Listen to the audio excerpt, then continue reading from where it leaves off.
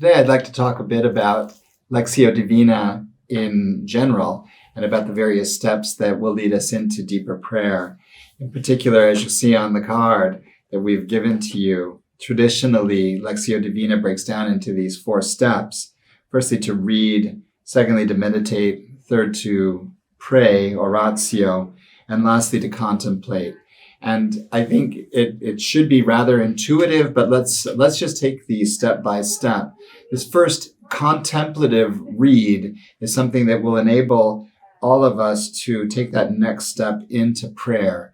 It tends to be something we may take even for granted, but there's something that occurs in that contemplative reading where a word will stand out to us that perhaps never stood out to us before, something that we noticed or will be noticing for the first time. And that becomes a very powerful indication of how the Lord wishes to guide our meditation for that moment. And indeed, that's what we see in this second stage of meditation, something that we could develop and ponder and think upon. We will look at various of the themes in the whole of the book of the prophet Jeremiah in coming sessions.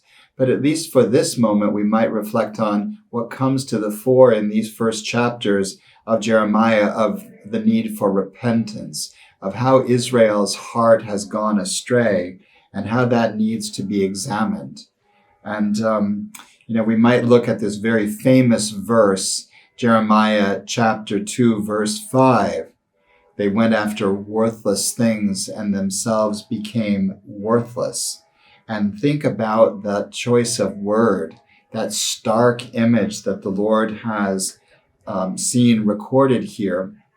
And then bring this to the third of the steps of prayer and how we might apply that and how in our own lives, our own obstinance and blocking of the Lord's grace may have led us to a similar kind of worthlessness.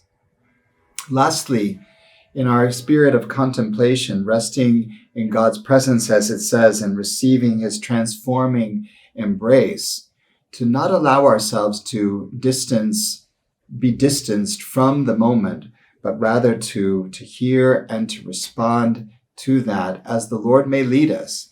And ultimately, only closing the meditation once we have been able to see some movement of our heart and some sort of resolution being brought forward from what it is that the Lord has guided us to see.